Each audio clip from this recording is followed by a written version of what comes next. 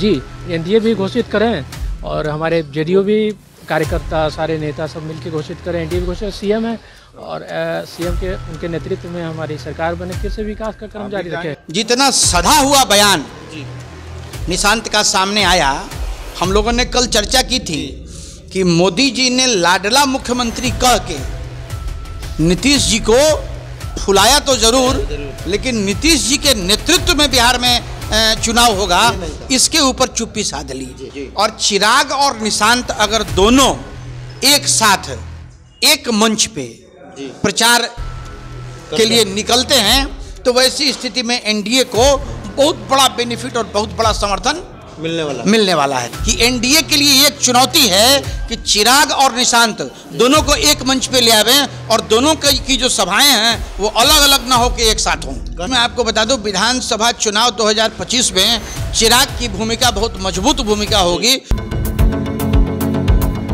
नमस्कार, आप देख रहे हैं फाइनल पोस्ट। अभी हम बैठे हैं चेन्नई डोसा प्लाजा चनमारी चौक मोतिहारी में और आज चाय की चुस्की लेते हुए बिहार की राजनीति पे बात करेंगे। बिहार में जो समीकरण बन रहे हैं उस पे बात कर रहे हैं। हमने बार बार कहा था कि निशांत की राजनीतिक एंट्री होगी और ऐसा ही हुआ, और हमने यह भी कहा था कि बिहार की राजनीति में निशांत को बड़ी जिम्मेदारी दी जाएगी और ऐसा ही हुआ। निशांत कुमार ने एनडीए से अपने पिता को सीएम फेस बनाने की मांग तक कर दी है, लेकिन बात यहाँ तक नहीं है। बात यह है कि इन सब चीज़ों के बीच क्या चिराग पासवान जो अरमान लेके बैठे थे सीएम बनने का, क्या उनका अरमान टूट गया है? क्या जो उनका सपना था सपना रह गया है, या बीजेपी कोई रणनीति बना रही है जिससे चिराग को आगे किया जाए? इसी पे हम बात करेंगे। स्वागत है सर आपका। धन्यवाद आदर्श।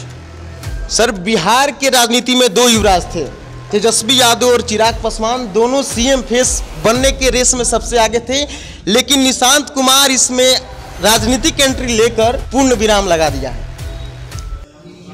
देखिए, एक चीज़ तो ध्यान में रख लीजिए आदर्श जी, कि बिहार की राजनीति में आपने बिल्कुल सही कहा कि जो दो युवराज हैं, एक तेजस्वी और एक चिराग पासवान, इन दोनों का सपना है बिहार का मुख्यमंत्री बनना।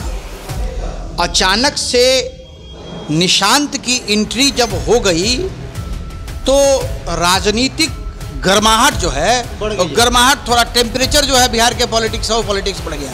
और आज जितना सधा हुआ बयान निशांत का सामने आया, हम लोगों ने कल चर्चा की थी कि मोदी जी ने लाडला मुख्यमंत्री कह के नीतीश जी को फुलाया तो जरूर, लेकिन नीतीश जी के नेतृत्व में बिहार में चुनाव होगा, इसके ऊपर चुप्पी साध ली, है ना। तो हम लोगों ने चर्चा ये भी की थी कि कहीं ऐसा तो नहीं है कि शिंदे वाली स्थिति, महाराष्ट्र में शिंदे वाली स्थिति नीतीश जी की हो जाए, है ना। लेकिन नीतीश कुमार भी नीतीश कुमार हैं। और एक चीज और मैं आपको बता दूं, अभी पुत्र का समर्थन जो नीतीश जी को मिलने लगा, क्योंकि इसके पहले निशांत का कोई राजनीतिक बयान नहीं आता था, अब निशांत का राजनीतिक बयान आने लगा, कैमरे से भागते हुए नजर आते और कैमरे से भागते हुए नजर आते थे। लेकिन निशांत को अब लगा कि उम्र की इस दहलीज पे हमको अपने पिता का साथ देना चाहिए, और इसके लिए वो बहुत मजबूती के साथ, आज जैसे उन्होंने बयान में अपने कहा कि पिछले 19 वर्षों में जो बिहार का डेवलपमेंट हुआ, कार्यकर्ताओं को चाहिए कि वो जनता के बीच जाएं और जाके उनको बताएं कि हमने क्या डेवलपमेंट किया, है ना। हाँ, दूसरा उन्होंने मोदी जी से भी कहा कि मोदी जी घोषित कीजिए नीतीश कुमार जी को कि वही बिहार के मुख्यमंत्री होंगे आगे भी, है ना। तो ये जो सारी बयानबाजी है, अब इस बयानबाजी के इतर आप एक चीज को सोचिए, कांग्रेस ने अपना दमखम लगा दिया। कांग्रेस इस बार अपनी पूरी तैयारी के साथ है कि भाई हम इस बार अपना चुनाव लड़ेंगे अकेले अपने दम पे लड़ेंगे। चिराग पासवान की भूमिका बढ़ जाती है, क्योंकि एनडीए के अंग हैं चिराग, और चिराग और निशांत अगर दोनों एक साथ एक मंच पे प्रचार के लिए निकलते हैं तो वैसी स्थिति में एनडीए को बहुत बड़ा बेनिफिट और बहुत बड़ा समर्थन मिलने वाला है, एकदम तय मान के चलिए। अब डिपेंड ये करता है कि एनडीए के जो शीर्ष नेतृत्व है वो चिराग पासवान और निशांत के बीच की जो केमिस्ट्री है उस केमिस्ट्री को कैसे मैच करता है। सुलझाता कैसे? चूंकि 2020 के चुनाव में नीतीश जी और चिराग पासवान के बीच तल्खी थी, है ना? और होता है क्या कि जब एक बार गांठ लग जाती है तो उसके बाद उसमें रस्सी में गांठ लग जाए तो कितना भी उसमें मालिश कर दीजिए वो हल्का सा रुखड़ापन उसमें रहता ही है ना? तो आज भारतीय जनता पार्टी के लिए एक बड़ा चैलेंज ये होगा कि एनडीए में ये जो दो युवराज हैं, इन दोनों युवराज को एक साथ मंच दे। और मैं आपको बता रहा हूं, तय मान के चलिए आदर्श, कि चिराग पासवान और ये निशांत दोनों की साथ में अगर सभा होगी तो युवाओं में एक दूसरा जोश पैदा होगा और तेजस्वी यादव जो हैं उसमें धराशायी हो जाएंगे। क्योंकि तेजस्वी यादव को कमजोर करने के लिए प्रशांत किशोर भी हैं, तेजस्वी यादव को कमजोर करने के लिए चिराग पासवान भी हैं और निशांत भी हैं। तो अच्छा, दूसरा ये है कि तेजस्वी के ऊपर आप देखिएगा पिछले चुनाव में तेजस्वी ने क्या किया, तेजस्वी ने लालू यादव तक की तस्वीरें हटा दी। क्योंकि तेजस्वी ये चाहते हैं कि बिहार की राजनीति में जो स्थिति पैदा हुई, जंगल राज का जो नाम आया, चारा चोरी का जो नाम आया, उन सारी चीज़ों से अपने आप को अलग करते हुए एक साफ और स्वच्छ छवि, अलग चेहरा बना दें। लेकिन विपक्ष वो अलग चेहरा बनने देने को तैयार नहीं है और बनने देगा भी नहीं, है ना? लाना पड़ा और अंत में फिर से उनको अपने पिता को लाना पड़ा। तो आप ये मान के चलिए कि इस बार का जो बिहार का चुनाव होगा वो चुनाव काफ़ी दिलचस्प होगा और इतने बड़े बड़े नेताओं की एंट्री इसमें होगी। आप ये समझ लीजिए कि भारतीय जनता पार्टी भी चाहती है कि 2025 में हम कुछ ऐसी व्यवस्था कर दें ताकि बीजेपी अपने बूते पर सरकार बनाने की स्थिति में आ जाए। आपने कहा कि चिराग पासवान और निशांत कुमार दोनों को एक मंच पर लाने की कोशिश करेगी एनडीए, लेकिन क्या चिराग पासवान को यह स्वीकार है? एग्जैक्टली यही अच्छी प्रश्न है। मैंने कहा भी कि एनडीए के लिए एक चुनौती है कि चिराग और निशांत दोनों को एक मंच पे ले आवे और दोनों की जो सभाएं हैं वो अलग अलग ना हो के एक साथ हों। कहीं ना कहीं उनके मन में है कि वो बिहार के मुख्यमंत्री बनेंगे। आप समझ लीजिए, चिराग और निशांत दोनों के पास अभी मुख्यमंत्री बनने का समय है। चिराग केंद्रीय मंत्री हैं, कैबिनेट रैंक के मंत्री का दर्जा उनको मिला हुआ है। तो मुझे लगता है कि चिराग और निशांत के बीच में कॉम्बिनेशन हो जाएगा और दोनों एक दूसरे को सहयोग करेंगे और ये जो सहयोग है ये बिहार की राजनीति में एक बड़ा भूचाल पैदा करेगा।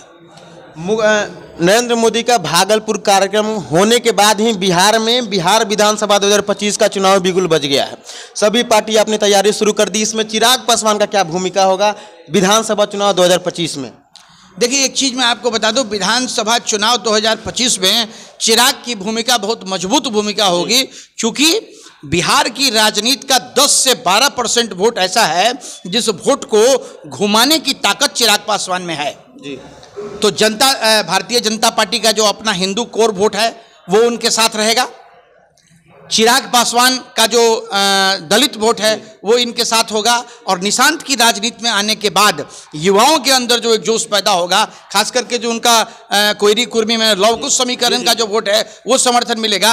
तो मुझे लगता है कि एनडीए जो है वो स्वीप कर जाएगा और इसका खामियाजा, सबसे ज़्यादा खामियाजा इसका भुगतना पड़ेगा आरजेडी को, तेजस्वी यादव को। चूंकि कांग्रेस भी इस बार जो है वो गठबंधन की को तैयार नहीं है, क्योंकि वो मान के चलता है कि साहब इनके चंगुल से जब तक हम बाहर नहीं निकलेंगे तब तक कांग्रेस का अपना रिवाइवल नहीं होगा। 10% वोट कांग्रेस का भी है।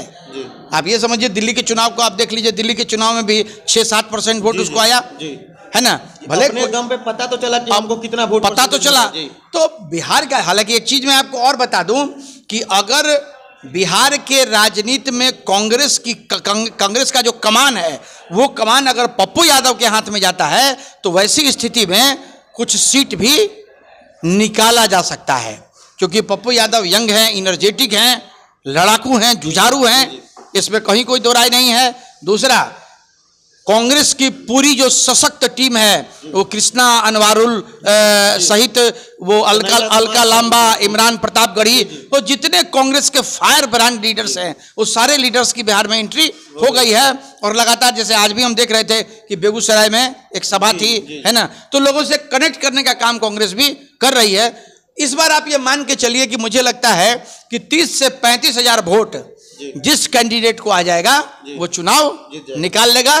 क्योंकि वोटों का डिवीजन बहुत बड़े स्तर पे होने वाला है। अगर तेजस्वी आरजेडी और कांग्रेस अलग अलग लड़ती है तो तय मान लीजिए कि एनडीए की जीत होगी, ये माना जा सकता है? बिल्कुल, इसमें कहीं कोई दो राय नहीं है। चूंकि देखिए वोट का जो डिवीजन है ना, प्रशांत किशोर भी कुछ वोट काटेंगे, कांग्रेस भी वोट काटेगी, आरजेडी का भी अपना जो वोट बैंक है वो वोट बैंक उनके पास रहेगा, ठीक है। इन वोटों में बिखराव होगा। हालांकि आपको एक चीज मैं बता दूं कि कांग्रेस और आरजेडी अगर दोनों सम्मानजनक तरीके से आपस में गठबंधन कर लेते हैं तो इसका लाभ तेजस्वी यादव को मिलेगा, इसमें कहीं कोई इनकार नहीं है। बहुत बहुत धन्यवाद सर आपका। जैसे कि आप देख रहे थे कि निशांत कुमार के पॉलिटिकल एंट्री के बाद अगर किस एनडीए के पास अगर कोई चैलेंज है तो एक ही चैलेंज है। अगर एनडीए निशांत कुमार और चिराग पासवान को अगर एक मंच पे लाने में अगर सफल हो जाती है तो फिर एनडीए के लिए कोई मुसीबत नहीं है और आने वाला विधानसभा चुनाव 2025 एनडीए की ही होगी और एनडीए की ही जीत होगी। देखते रहिए फाइनल पोस्ट। बहुत बहुत धन्यवाद।